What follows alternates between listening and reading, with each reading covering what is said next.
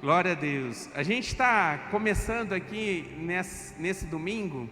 Eu tive orando a Deus e Deus tem colocado muito no meu coração para que a gente possa estar ministrando algumas séries, para que a gente possa ter uma visão, um panorama maior do estudo da palavra de Deus, para Deus falar com a gente sempre num tema. E sempre Deus tem dado. Esse ano a gente tomou isso como propósito de a gente sempre ter algumas séries. E nessas séries são algumas palavras que estão coligadas entre si para trazer algumas verdades para a gente, para que a gente possa trazer para o nosso dia de hoje. E através dessa palavra a gente sair daqui com um ensinamento, talvez não novo, porque você já ouviu, mas a gente talvez relembrar alguns ensinamentos, para que você saia daqui buscando ou decidindo ter uma vida diferente. E eu estava orando muito a Deus para que Deus pudesse confirmar qual seria a série que estava pulsando no meu coração, estava muito forte no meu coração, mas eu pedi ao Senhor uma confirmação. E eu pensando nisso, entrando em casa, eu estacionei o carro em casa, o Juninho estava falando com um adolescente sentado na garagem de casa, e ele estava falando ao telefone, e eu pensando exatamente nisso. Quando eu fui entrando, o Juninho falou uma palavra assim: isso aqui é uma parábola. E eu estava pensando em ministrar uma série de palavras, fundamentado nas parábolas. Daí já alegrei meu coração, porque é Deus falando, confirmando que seria isso nessa série.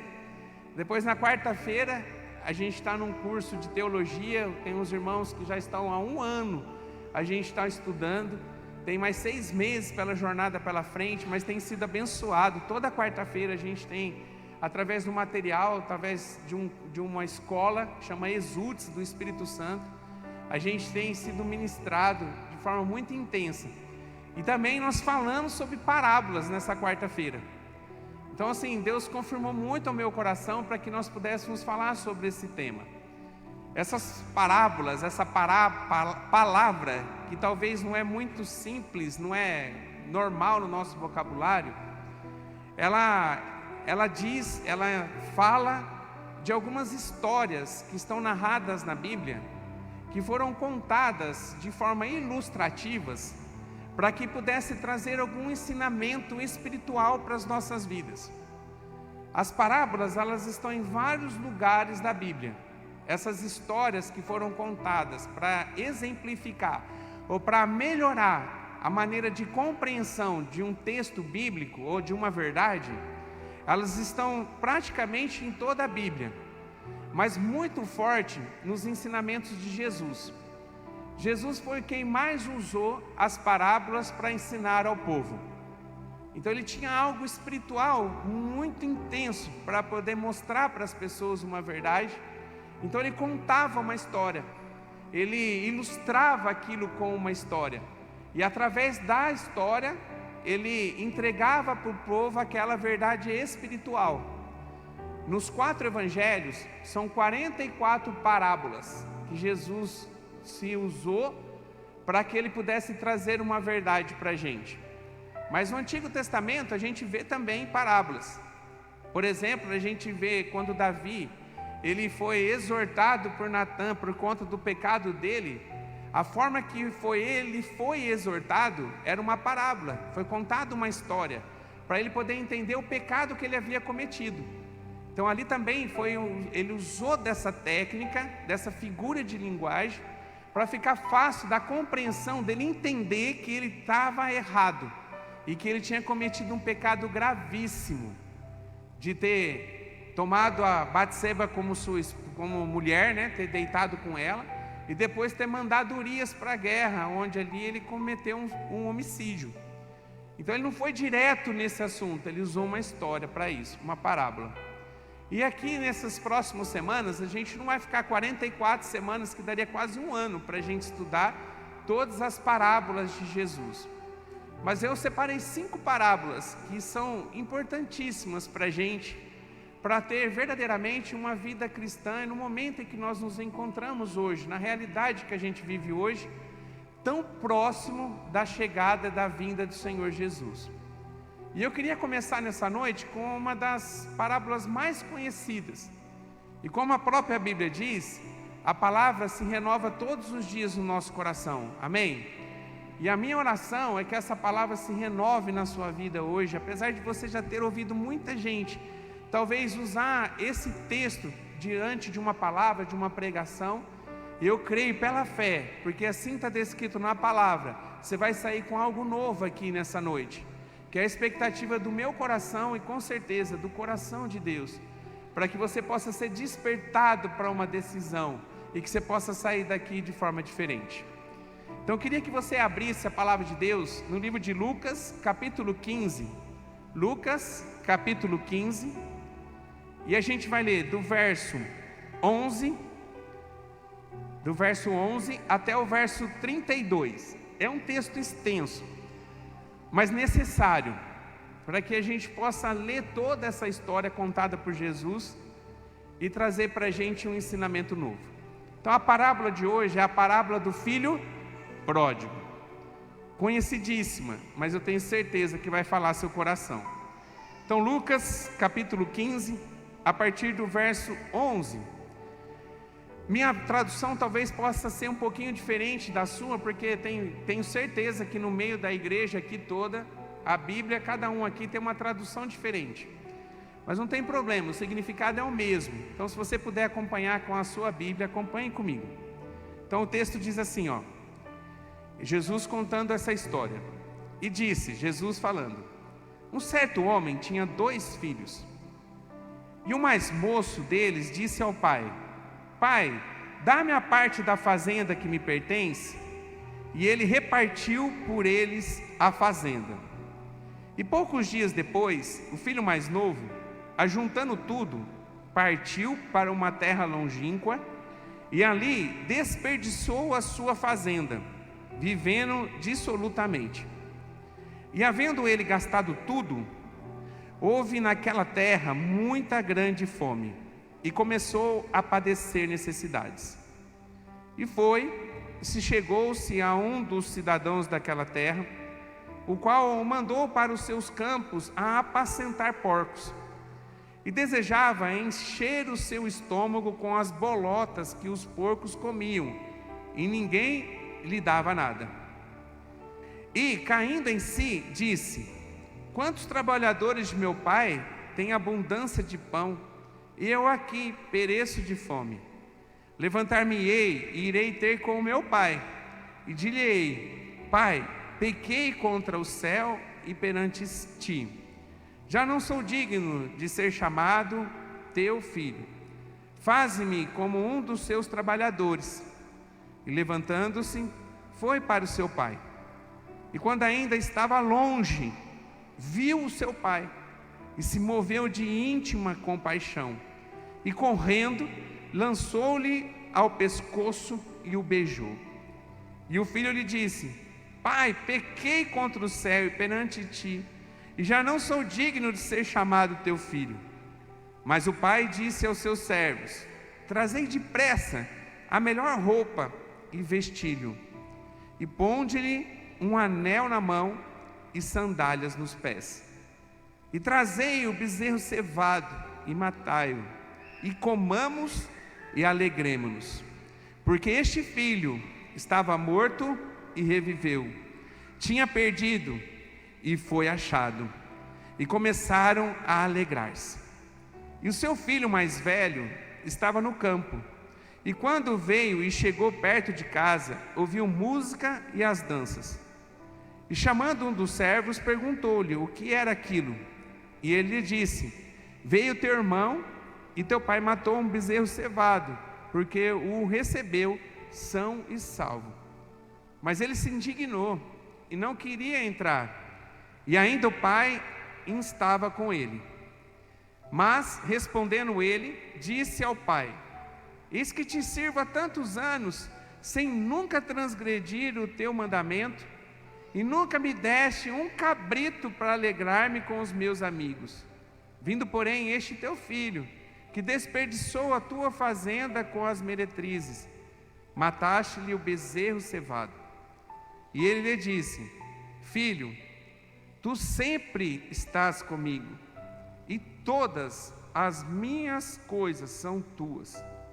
Mas era justo alegrarmos e regozijarmos, porque este teu irmão estava morto e reviveu, tinha perdido e foi achado. Amém? Então essa foi a história que Jesus contou, e eu queria nessa noite, para que nós pudéssemos tentar extrair daqui, eu creio que nós vamos conseguir, pela orientação do Espírito Santo que está aqui neste lugar, a gente extrair algumas coisas, alguns detalhes aqui, que faz muita diferença na nossa vida, porque é um ensinamento de Jesus, não só para aquele povo que viveu com Ele há mais de 2000 anos atrás, mas para mim e para você que estamos aqui nessa noite. Eu queria começar a dizer sobre o livre-arbítrio. Nessa história a gente vê um menino que ele pede a sua parte na herança. Eu não sei qual conhecimento que você tem sobre herança, eu sei que você entende o que é herança. E herança a gente não recebe com os pais vivos. A herança nós recebemos quando os pais morrem.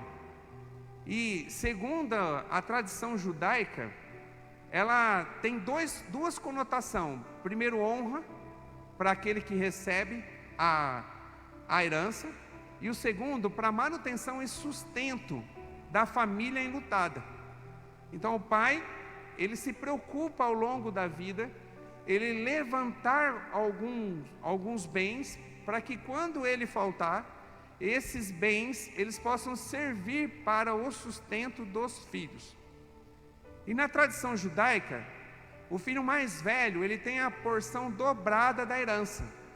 Então no caso dessa história contada por Jesus, a gente tem 2 filhos. Era um homem que simboliza Deus e que tinha 2 filhos. Esses 2 filhos dele, se a gente fosse dividir a herança segundo a tradição judaica, o filho mais velho, ele teria direito a 2/3 de todos os bens do pai. E esse menino, que é o mais novo, que pede a herança antecipada, ele teria direito a 1/3 de todo o dinheiro e todos os bens que o pai tinha. E ele chega diante do pai, talvez infeliz com a vida que estava vivendo, ou talvez deslumbrado pelo mundo lá fora. Quantas vezes a gente não passa por isso também por a nossa cabeça? Porque o mundo tem muitos atrativos. O diabo, ele usa de tudo para tirar a nossa atenção daquilo que é certo, para que a gente possa ter alguns prazeres momentâneos. Uma das grandes dificuldades nossa está exatamente isso, porque os prazeres momentâneos, eles chamam a nossa atenção. Quantas vezes você não fez aquilo que é certo, e você fez aquilo que é errado, mas você optou por aquilo que é errado, porque de alguma forma, aquilo que era errado trazia para você um prazer instantâneo. Muitas vezes, eu tenho certeza que se você começar a olhar para a tua história, você vai ver isso. E aqui não foi diferente na vida desse menino. Ele começou a deslumbrar uma possibilidade dele ainda jovem, não esperar a morte do pai, mas ele poder pegar toda aquela riqueza que ele teria direito na sua herança, para que ele pudesse já usufruir. Ele antecipou a bênção que ele poderia receber do pai na sua maturidade da herança. A gente vê no texto que o pai, ele não fica insistindo para o filho não receber a herança, porque a ideia aqui é mostrar, Deus querendo mostrar para a gente o livre-arbítrio, o poder de decisão.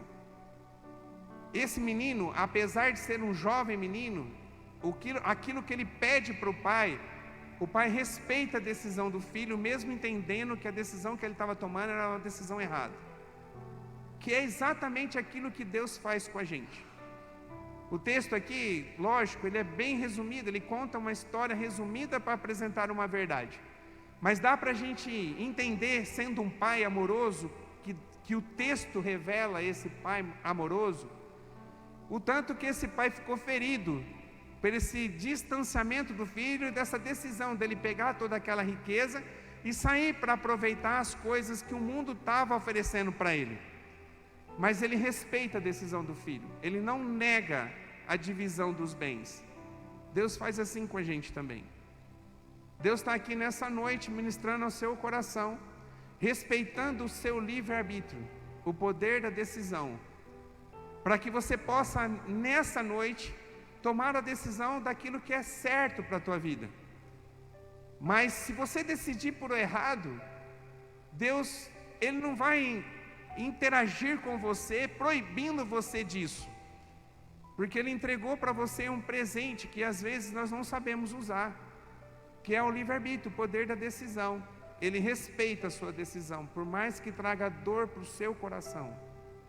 Então, em nome do Senhor Jesus, o livre-arbítrio é um dos grandes presentes de Deus para a gente. Eu fico pensando, a minha cabeça vai longe. Você já pensou se nosso Deus, o Deus que nós servimos, Ele não respeitasse o livre-arbítrio, ou não tivesse entregue para a gente o livre-arbítrio? Como que seria a nossa adoração a Ele?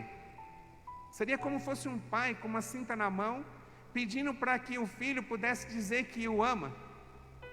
Fala que me ama, porque se você não falar que me ama, você vai levar uma chicotada. Daí o filho todo temeroso, tremendo, olha para o pai e diz assim: pai, eu te amo, eu te amo. Tem valor aquilo que saiu da boca desse filho? Nenhum, porque foi debaixo de uma força do pai, para que ele pudesse expressar essas palavras. Deus não faz isso. Deus, Ele aconselha, Ele mostra para a gente, mas Ele respeita o poder da decisão. Então, em nome de Jesus, que você possa pensar nesse bem tão grande que o Senhor entregou nas nossas mãos. Você é livre para decidir, de você ter uma vida buscando sempre agradar ao Pai, ou você ter uma vida de você abandonar tudo aquilo que o Pai entregou para você, e você viver uma vida dissoluta, como viveu esse menino. Uma vida onde, talvez iludido pelas coisas momentâneas e prazeres do mundo, levando você a um distanciamento do Pai, porque foi exatamente isso que aconteceu. Então a gente vê aqui que esse menino, ele toma essa decisão, respeitando o livre-arbítrio. O Pai não segura ele, mas entrega. E eu vejo outro problema aqui, que também fala muito ao meu coração, e que em nome de Jesus talvez fale o seu. Às vezes nós queremos antecipar a bênção. Às vezes a gente quer receber da parte de Deus aquilo que ainda não está na hora da gente receber, porque talvez não é a hora, ou você não está preparado para receber. E a gente tenta encurtar caminho. Eu estava falando com um menino que mora muito no meu coração, e ele sabe de quem eu estou falando, nesse final de semana lá na chácara. E eu falei exatamente isso para ele, e a palavra se confirma nessa noite. E a palavra que eu disse para ele é assim, não antecipa, não corta caminho. Atalho não é caminho. Porque se atalho fosse um lugar bom para a gente pegar, ele não chamava atalho, ele chamava caminho. Então existe um caminho para a gente prosseguir. E toda vez que a gente busca um atalho, a gente tenta antecipar a bênção, a gente não vai ter um resultado bom. Você vai sofrer as consequências por conta disso. Eu nem sabia, eu nunca notei esse texto na Bíblia. E hoje, fazendo uma pesquisa sobre essa questão da herança e da antecipação da herança, Deus me fez lembrar, me levou, na verdade, para um texto que está em Provérbios, capítulo 20, verso 21. Olha só o que diz esse texto. Provérbios 20, 21. Ele diz assim: a conquista gananciosa e antecipada de uma herança não terá um final abençoado. Provérbios capítulo 20, 21. Ou seja, você antecipar aquilo que você tem para receber, pegando um atalho, o final disso não é bênção para a sua vida. Então existe o tempo certo para as coisas acontecerem na sua vida. Não é no seu tempo, é no tempo certo. Amém? Não busque atalho. As coisas e as promessas do Senhor com certeza vai se realizar na sua vida. E aquilo que Deus falou está na sua palavra, e a gente tem testemunhos vivos de que o Senhor, aquilo que Ele prometeu, Ele vai ser fiel e justo para cumprir. E se a gente está aqui e o Evangelho está há 2000 anos escrito e impactando a vida de tanta gente, é porque isso é uma verdade. Então aquilo que Deus prometeu para a sua vida vai acontecer, mas vai acontecer no tempo certo. Não antecipe, em nome do Senhor Jesus. O que esse menino fez foi antecipar uma bênção. Como eu disse no início, a herança, ela representava honra e o sustento. Ele antecipou aquilo que o pai estava trabalhando arduamente para poder deixar como herança, como legado na vida dos seus filhos. Mas ele buscou ter antecipado. Tudo tem a hora certa para acontecer. Amém? Se Deus prometeu, Ele vai cumprir. Em nome de Jesus. E a Bíblia diz que ele capta essa herança e ele vai para uma terra longínqua. E ele vai viver dissolutamente, diz a Bíblia. A maneira que ele vai viver está resumida em uma palavra: dissolutamente. Ele vai viver focado nos prazeres da carne. Então todos os valores que foi implantado na vida dele, diante daquilo que o pai o ensinou, ele evaporou. Tudo aquilo que o pai discipulou e ensinou ele durante toda a vida, mostrando o caminho certo, de repente, num piscar de olhos, por conta de um desejo da carne, e um desejo de ter a bênção antecipada, fez com que ele jogasse tudo na lata do lixo. E ele foi viver dissolutamente, vivendo uma vida desregrada. A gente pode aqui, a Bíblia diz que nós não podemos acrescentar, mas a gente pode imaginar o que foi viver uma vida dissolutamente. O irmão dele, no finalzinho, ele diz, se deitando com meretrizes, talvez rodeado de amigos, porque agora ele estava com dinheiro, ele tinha condição de bancar, ele tinha condição de pagar as contas, e os amigos chegaram, e ele foi usando todo aquele dinheiro, tendo prazeres imediatos, prazeres da carne, com um vazio gigante dentro dele, mas ele entendendo que tudo aquilo que ele estava vivendo era bom, e de repente o dinheiro acaba. E geralmente quando o dinheiro acaba, também acaba os amigos. Quem que permanece? Aqueles que verdadeiramente te amam.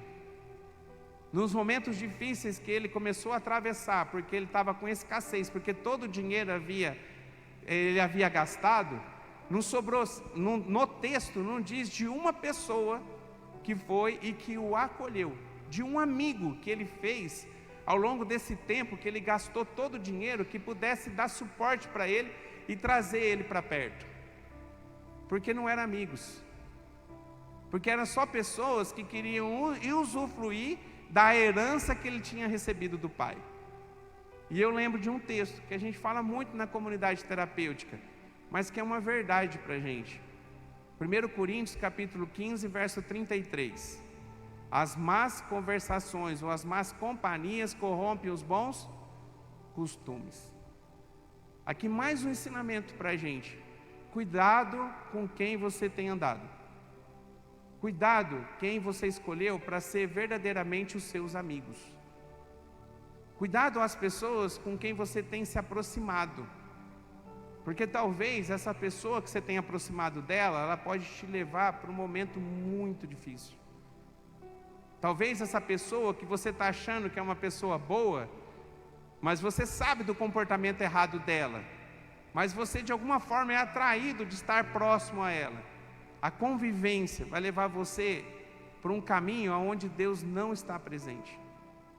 Cuidado com as suas companhias. Em nome de Jesus. Eu escuto testemunhos. Eu estava almoçando com um casal abençoado aqui nesse sábado, a gente estava falando exatamente disso. Quantas pessoas que a gente ao longo da nossa vida cristã, que eram nossos amigos, e a partir do momento que nós tomamos uma decisão por Cristo, deixaram de ser os nossos amigos. Isso é o preço que muitas vezes a gente tem que pagar para que nós possamos permanecer firme, focado no Evangelho. Para que nós possamos realmente caminhar e andar num caminho onde Deus está presente, não pegando atalho. Porque as nossas amizades, amigos, que se dizem amigos, em todo o tempo vai oferecer para você atalhos. Talvez são os seus amigos que dizem, pede a herança. Larga a mão de tudo isso, vai para um caminho mais fácil. Você está com um problema no casamento, talvez é um amigo assim que está dizendo para você, ó, pega um atalho, larga essa mulher e vai arrumar outra mulher para que você possa ser feliz, porque você merece ser feliz. Pegar um atalho, porque o caminho certo não é abandonar a esposa, mas é tratar o casamento. Tem muita coisa que muitas vezes a gente acaba sendo influenciado para as pessoas com quem nós todos os dias nos encontramos, mas cabe a gente dizer se essa pessoa serve para caminhar com a gente ou não. Irmãos, em nome de Jesus, recebe isso que eu estou dizendo. Não estou dizendo que é para você fechar a cara para todo mundo e só para aqueles que diz para você, graça e paz, paz do Senhor, que você vai conviver. Porque a gente está pisando nesse mundo e a gente convive com pessoas. E se fosse assim, como é que a gente ia ganhar alguém para Jesus? Mas você não pode transformar aquilo que eles falam, que eles estão vivendo, isso numa verdade para você. Você tem que tomar cuidado com quem você se relaciona. O salmista, no capítulo 1 e no verso 1, ele fala sobre isso, que não é para a gente sentar na roda de escarnecedores. Ele fala de 3 tipos de pessoas que a gente precisa evitar. O Salmo 1 começa dizendo sobre a amizade. Cuidado com as pessoas com quem você se relaciona, porque os amigos de verdade é aqueles que amam você não pelo que você tem, mas por aquilo que você é. Amém? E ele seguiu, desesperado, e de repente ele consegue um trabalho, e esse trabalho era cuidar de porcos, com fome, talvez imundo, todo sujo, sem um centavo no bolso, sem lugar para dormir. E ele começa a ter uma inveja. E sabe de quem que ele invejou no texto que nós lemos? De quem? Dos porcos. Lá na casa de recuperação a gente tem, acho que umas 50, 60 cabeças de porco, mais ou menos isso, né? A gente tem lá. E a gente serve ração com lavagem. E serve para os porcos. Eu queria que você, em nome de Jesus, se você nunca viu, que você falasse com o pastor Ângelo e descesse junto com um dos meninos que servem a comida para você ver o que o porco come. Daí você vai entender o que é o desespero de uma pessoa descrito nessa parábola. Eu tenho certeza que na maior fome nossa, não passa pela nossa mente a gente comer aquilo que é servido para os porcos, que a gente cria ainda misturado com ração na casa de recuperação. Aqui ele fala das bolotas que eram lançadas para os porcos. Ele perdeu totalmente a dignidade. O diabo ofereceu um caminho, um atalho para ele, não um caminho, um atalho. Ele seguiu por aquele atalho e o diabo abandonou ele totalmente e fez da vida dele uma marionete. A ponto que o desespero bate de tal maneira que ele prefere comer inveja os porcos diante daquilo que os porcos comem. Lembrando que essa verdade que aqui está descrita, o Senhor Jesus estava explicando algo espiritual.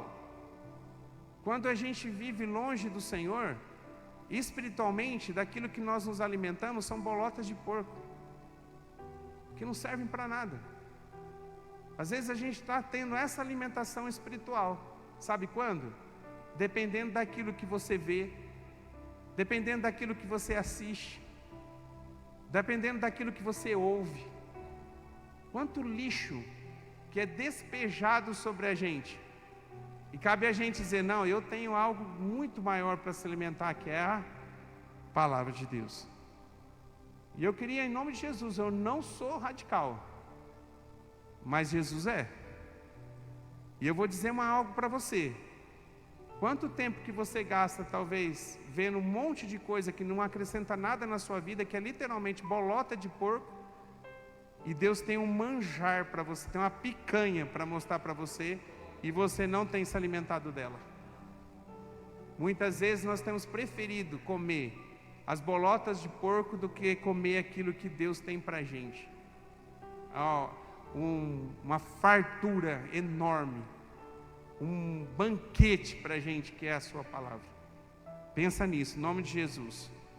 E esse menino, ele começa a passar pelo processo de arrependimento.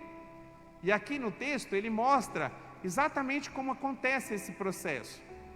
E talvez Deus te trouxe aqui nessa noite para que você possa ouvir esse processo, porque se você está vivendo uma vida longe do Senhor, e você está decidindo viver uma vida no Senhor, a única forma que você tem para você poder retornar e viver uma vida no Senhor novamente, é através do arrependimento.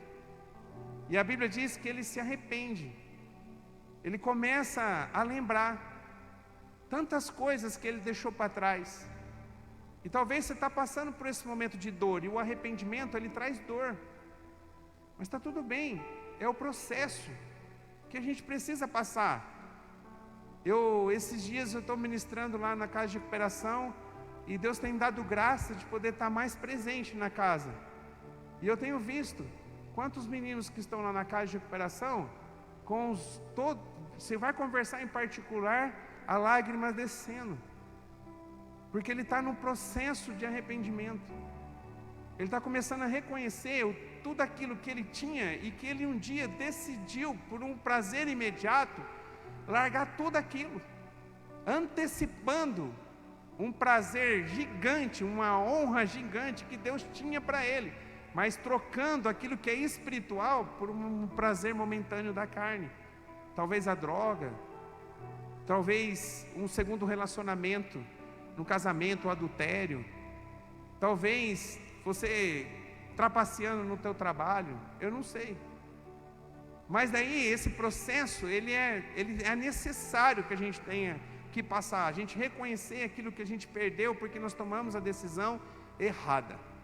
E esse menino, ele passa justamente por esse processo, ele começa a sentir dor no seu coração, diante daquilo que ele tinha, que agora ele não tem mais.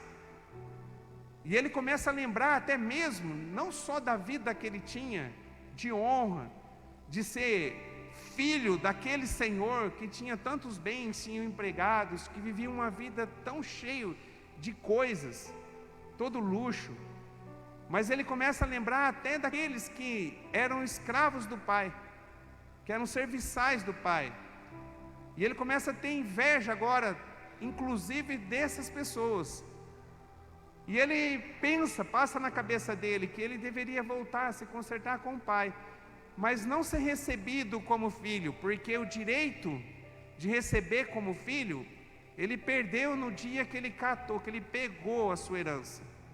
A herança não é dada na morte? Sim ou não? Sim. Então, se ele recebeu a herança, o que significava no elo dele com o pai? É como se o pai tivesse morrido. Então, na verdade, ele não tinha mais como voltar a estar com o pai, porque o pai tinha morrido, ele pegou a herança. Mas ele pensa ser um serviçal do pai. Isso já contentava o coração dele. Olha, ele tinha uma posição de filho. Ele foi lá no fundo do poço. O diabo arrebentou a vida dele.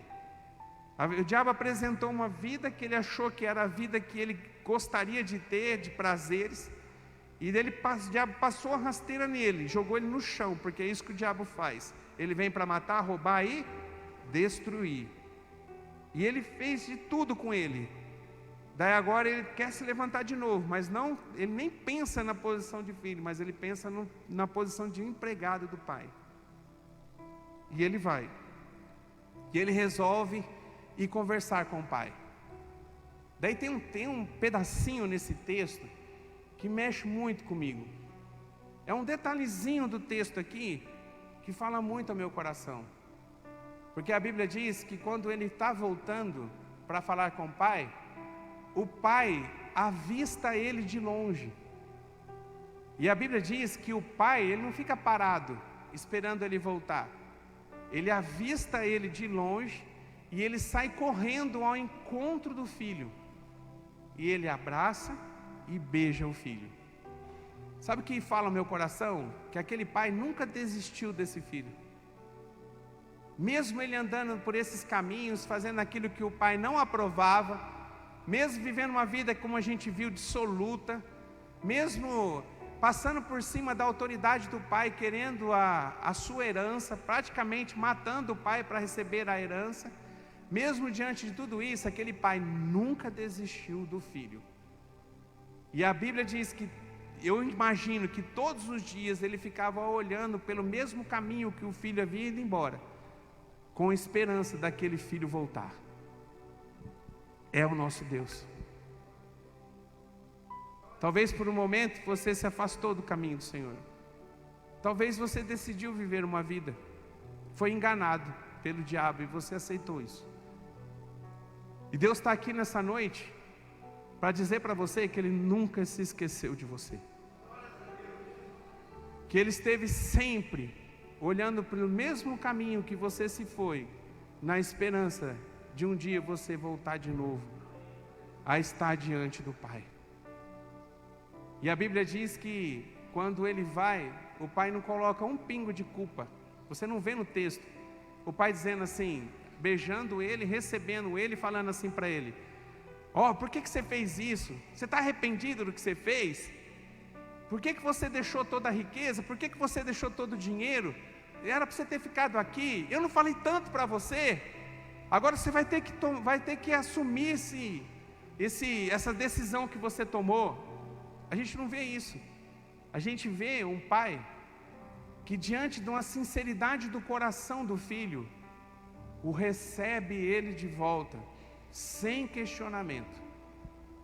A única expressão que a gente vê nesse texto, no retorno do filho, é o amor de um pai incondicional pelo seu filho, aonde mesmo ele cometendo todos os erros, ele beija, abraça e o recebe como filho de novo. Não importa o que você fez. Eu não sei o que você cometeu. Eu não sei o que pesa o seu coração. Quando eu estava lendo e estudando esse texto, pedindo para Deus falar ao meu coração com relação a esse texto, Deus colocou muito forte no meu coração que tem gente que talvez está aqui caminhando há muito tempo e tem buscado voltar, aceitou Jesus como Senhor e Salvador, mas ainda tem permitido que o diabo coloque uma culpa no seu coração. E eu quero dizer em nome do Senhor Jesus, se você voltou para os braços do Pai, toda a culpa foi lançada na cruz com Cristo. A Bíblia diz que todas as coisas se fez novo, não existe mais nenhuma condenação para aqueles que estão em Cristo Jesus. Mas o diabo, ele não desiste, porque é uma artimanha, é o último grito de misericórdia do diabo para ainda tornar você, manter você um escravo, colocando culpa no seu coração, dizendo: você não é merecedor. Talvez você já ouviu essa vozinha, e talvez você tenha ouvido essa vozinha, que está dizendo para você: ó, você não é merecedor. Não, mas eu tenho uma vida, está na Bíblia, eu li que eu tenho condição de ter uma vida diferente, eu tomo decisão por essa vida diferente. Eu não quero mais viver aprisionado pelo diabo, eu quero viver uma vida que vale a pena, de um pai que me ama de verdade. Daí vem o diabo dizendo: você não é merecedor. Você tem ideia do que você fez? Olha quanta coisa. Você roubou, você matou, você traiu, você enganou. Olha quantas coisas que você fez. Você não é digno de você voltar de novo e abraçar, estar nos braços do Pai. O diabo faz isso. Mas o diabo, como diz a palavra, ele é mentiroso. Ele é o pai da mentira. E nessa noite, em nome do Senhor Jesus, ele perdeu na sua vida. Que toda a culpa, tudo aquilo que de alguma forma tem atrapalhado você de se relacionar com Deus, em nome do Senhor Jesus, vai ficar para trás, porque o Senhor quer dar uma nova vida para você e Ele está te recebendo nessa noite, não como servo, mas Ele está te recebendo como filho, em nome de Jesus. A Bíblia diz que Ele chega, Ele abraça, Ele corre em direção ao filho, abraça ele, beija ele, e Ele pede para as pessoas para trazerem 3 coisas. A Bíblia cita 3 coisas, e fala para trazer para ele a melhor roupa, fala para trazer para ele o anel, e fala para ele trazer uma sandália. A roupa nessa época era muito importante, porque a roupa designava qual classe social que ele se encontrava e de qual família ele pertencia. Se você for ver a história do passado, uma túnica fez muita diferença na história de José, por exemplo, lá no passado. porque tinha uma importância muito grande, a vestimenta tinha uma importância muito grande. É como se ele estivesse devolvendo ele de novo à família. Então, a partir de agora, você vai vestir diferente, porque você faz parte na família. O dar a roupa você está de volta à família. Depois ele coloca um anel.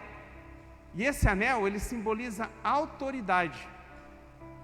Na época passada, quando as pessoas iam assinar algum documento, eles derramavam a cera sobre o envelope e lacravam o envelope com um anel. É como se fosse a assinatura, fosse um anel. Pá! Ele coloca ali, era a assinatura, que dizia, eu tenho autoridade sobre este documento. Então, quando ele devolve o anel, ele está dizendo, além de você pertencer à família, a partir desse momento, eu te devolvo também a autoridade de filho. E o Senhor hoje, Ele está trazendo para você, e está te entregando nas tuas mãos, a autoridade de filho, em nome de Jesus. E a Bíblia diz que ainda coloca nos pés dele uma sandália. A sandália, ela simboliza liberdade. Porque os escravos, eles não usavam sandálias, eles andavam descalço. E não era para todo lugar que eles conseguiam ter mobilidade, por conta de estarem descalços. Quando ele entrega a sandália, ele está devolvendo para ele a liberdade. Você é livre para você andar onde você quiser. Você estava escravo do diabo, mas hoje eu estou te dando a verdadeira liberdade. E o Senhor, em nome do Senhor Jesus, talvez você chegou aqui escravo do pecado. Talvez você tenha chegado aqui como uma marionete do diabo. Mas em nome do Senhor Jesus, você vai sair com as sandálias novas. Porque a liberdade do Senhor, em nome de Jesus, é sobre a sua vida. Em nome de Jesus. Em nome de Jesus. Nesse momento o pai se alegra de tal forma, que ele pega o boi cevado, que estava preparado. Talvez aquele boi, quando o pai olhava para o campo, e via aquele boi, já tinha aquela expectativa no coração. Esse boi nós vamos matar ele no dia em que o meu filho chegar, no dia que o meu filho voltar, no dia que meu filho aprender a lição e ele retornar para cá, eu vou matar esse boi para que a gente possa celebrar o retorno desse filho. Em nome de Jesus, Deus tem um banquete para você. Às vezes a gente está se conformando com as bolotas dos porcos, ou talvez das migalhas que caem na mesa, como diz a palavra. Mas Deus tem um banquete para a tua vida, em nome de Jesus. Só que depende de um posicionamento seu. O pai não foi atrás do filho, mas ele estava esperando o retorno dele. Deus está esperando o seu retorno nessa noite, porque Ele quer, em nome do Senhor Jesus, te devolver de novo a família de Deus, a autoridade de filho e a liberdade que só Ele pode nos dar. E eu queria, em nome de Jesus, que você se levantasse para que a gente possa orar.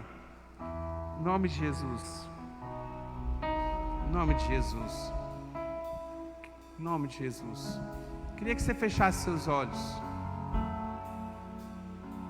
Que essa palavra nessa noite, em nome de Jesus, eu creio nisso, porque essa palavra por si só, ela fala aos nossos corações, porque é o Mestre falando, é Jesus falando. Jesus, ele queria que as pessoas compreendessem de uma forma tão simples. Ele contou essa história, onde o êxtase dessa história é aquilo que pode acontecer nessa noite na sua vida, se assim você decidir voltar para os braços do Pai, de um lugar que talvez você nunca deveria ter saído, mas as coisas aconteceram e no passado a gente não consegue voltar mais. Mas existe um caminho, o caminho do arrependimento. E o Pai tem olhado por você e tem criado uma expectativa no coração dele, e Ele te trouxe nessa noite. Eu sei que tem pessoas aqui que talvez vieram por alguma desculpa, alguma coisa aconteceu, fez com que você viesse aqui.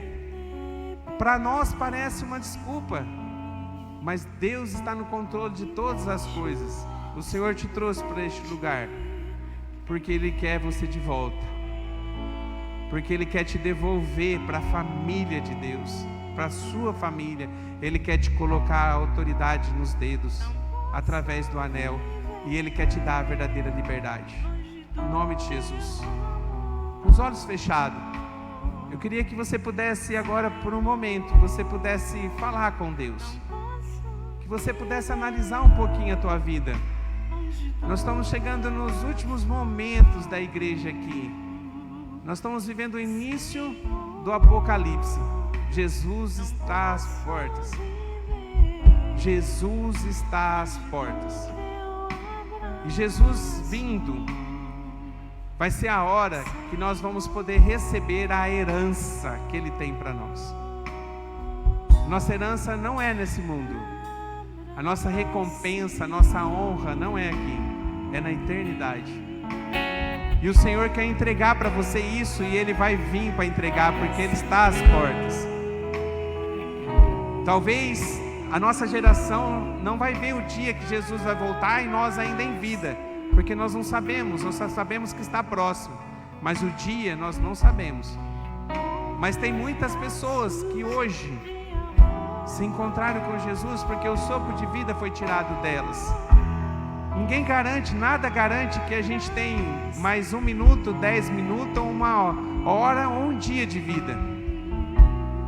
Mas que em nome do Senhor Jesus você possa estar preparado, estando diante do Pai, porque quando isso acontecer, você poder receber das mãos do Pai a sua recompensa, a sua herança.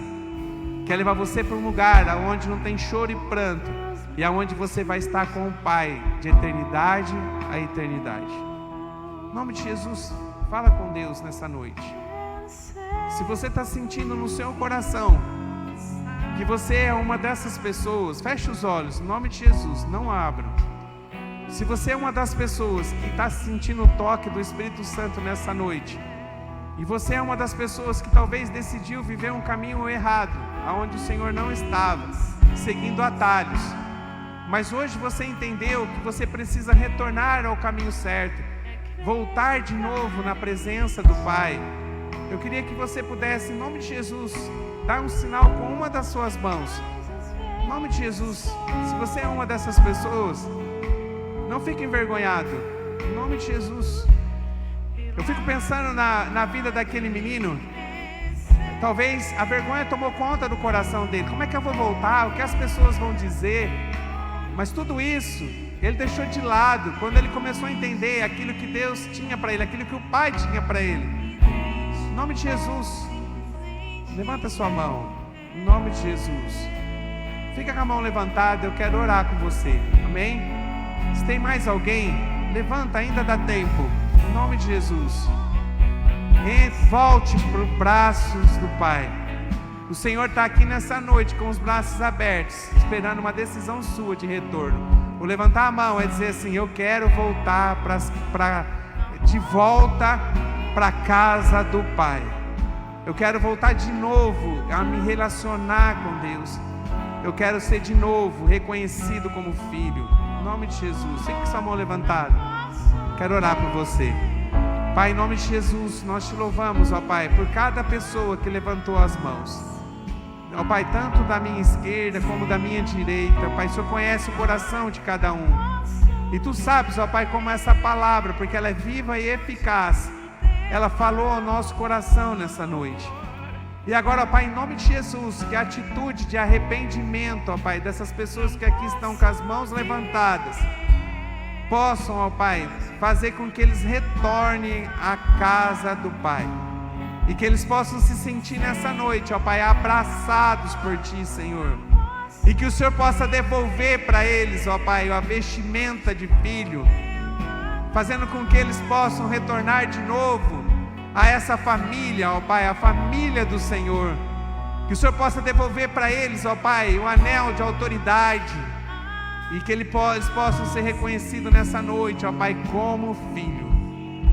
E Pai, em nome de Jesus, que o Senhor possa colocar nos pés as sandálias, porque toda a armadilha do diabo, que de alguma forma transformou a vida deles numa marionete, nós quebramos agora na autoridade de Cristo e entregamos do Senhor para eles, ó Pai, a sandália da liberdade.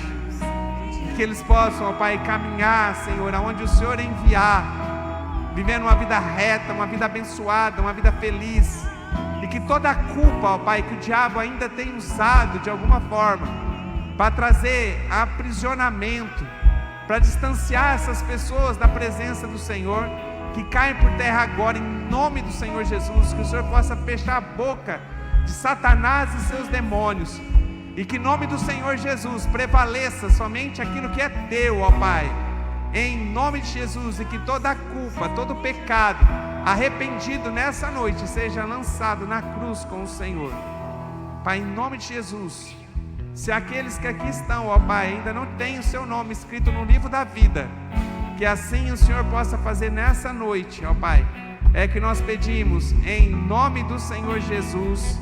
Amém. Glória a Deus. Uma salva de palmas ao Senhor, em nome de Jesus. Glória a Deus.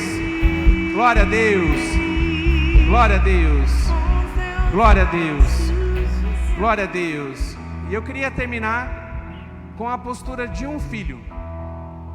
Tem um filho que retorna para casa, e tem um filho que estava em casa, mas que estava revoltado. Era o filho que olhou para aquele que estava voltando e achou a atitude injusta do pai. É um filho que não se conformou com o retorno do irmão, diante do pecado e das coisas que o irmão tinha feito. E esse pai todo amoroso, que é o próprio Deus, ele chega para esse filho e diz: ó, tudo que você tem, tudo que eu tenho é teu. Você sempre esteve ao meu lado, e tudo que eu tenho é teu. Por que ele disse isso? Porque 1/3 o menino já havia gastado da herança. O que restou foi 2/3. E tudo aquilo que tinha, o pai tinha, que eram os 2/3, era de quem? Desse filho. E ele disse: ó, e você precisa se alegrar, porque era seu irmão, era o meu filho, que estava morto, mas ele viveu, que estava perdido e foi encontrado. Às vezes a gente olha para o mundo lá fora e a gente vê a prosperidade do ímpio, daquele que está vivendo uma vida totalmente fora do Senhor, e às vezes a gente cria esse sentimento.